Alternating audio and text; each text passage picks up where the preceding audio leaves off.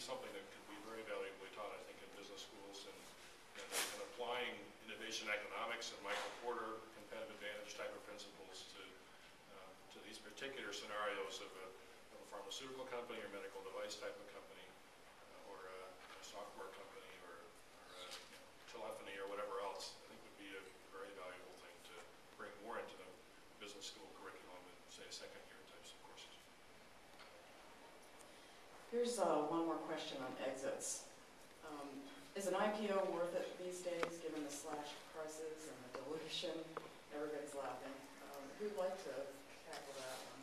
I think Ted said it earlier, IPOs are, in many cases, are financing events. I'm just looking, if the risk is moved from phase 1 then to phase 2B, and now if we're going to take the risk and take it to phase 3, it's a financing event.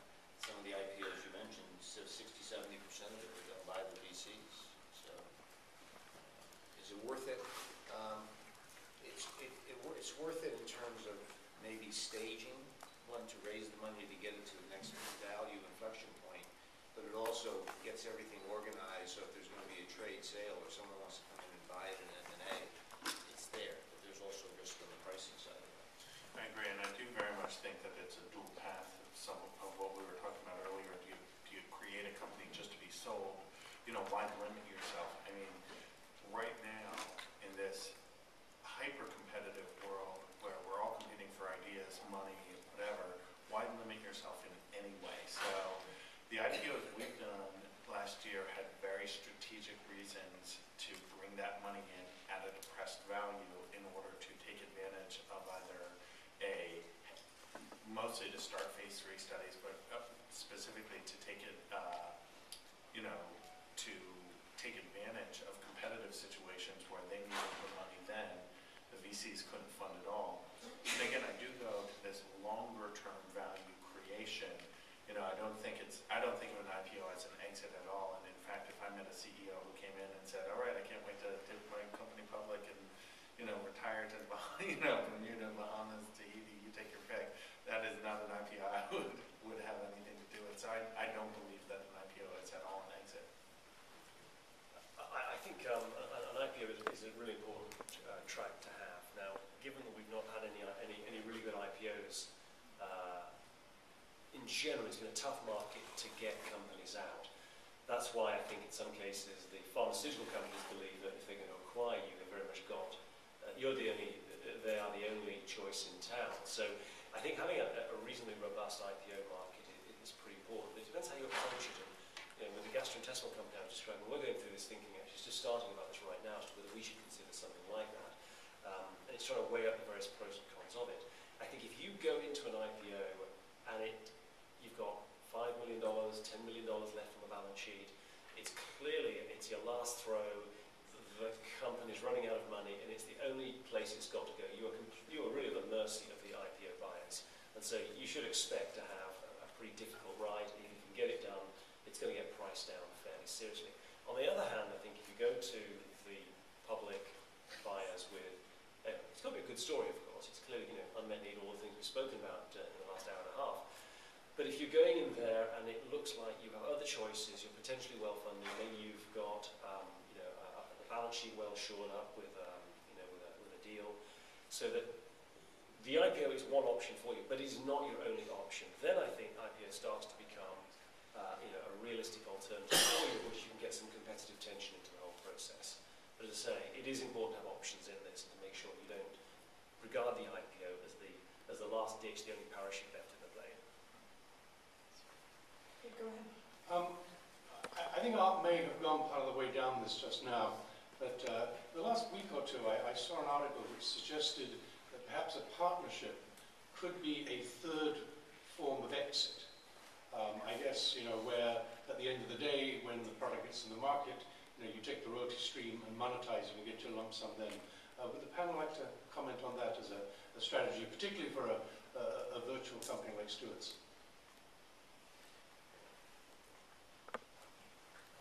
When you say, make sure I understand your question before responding, that the partnership could be, are you talking about something where, you get into an ultimately sort of buyout or something, or Well, there's, you know, a kind of classic upfront milestone and royalty-driven big pharma partnership.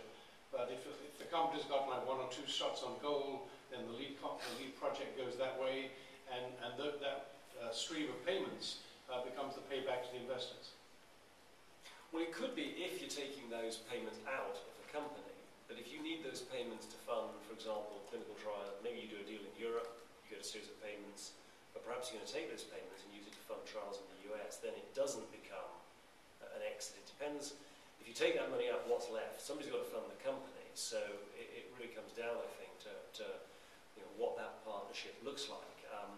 In the case of what I was describing, I mean, we are actually considering a partnership in Europe right now. We're talking to a few people, preemptively ahead of the phase 3 results.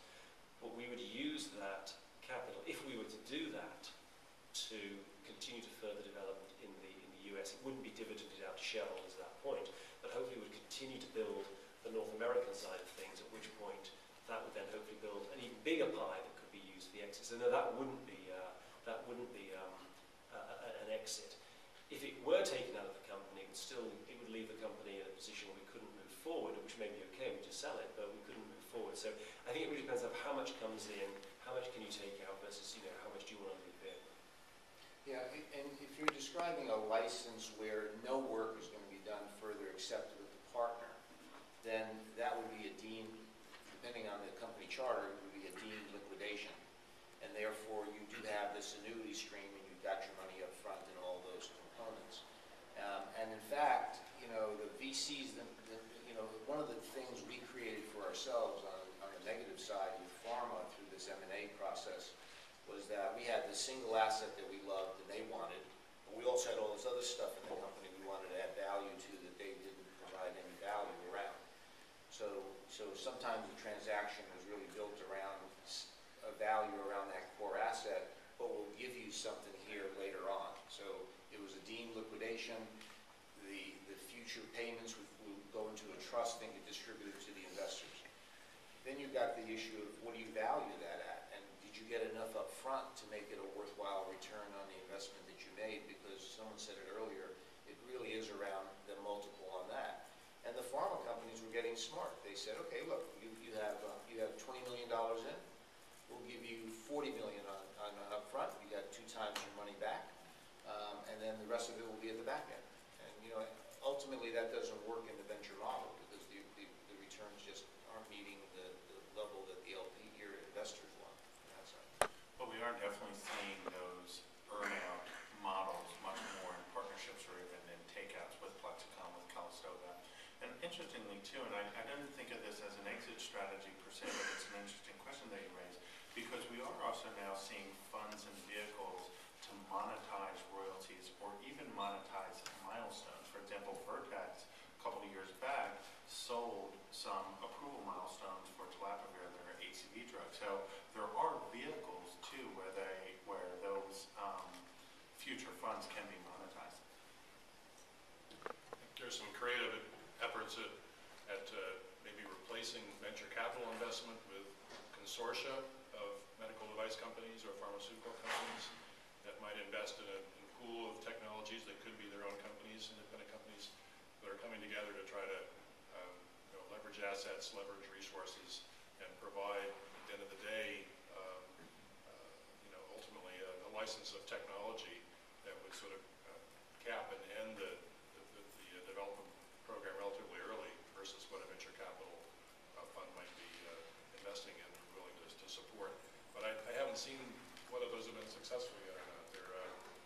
They've been tried, and I think there's interest. This is a way of trying to bridge the gap again with money from a different source than traditional venture money.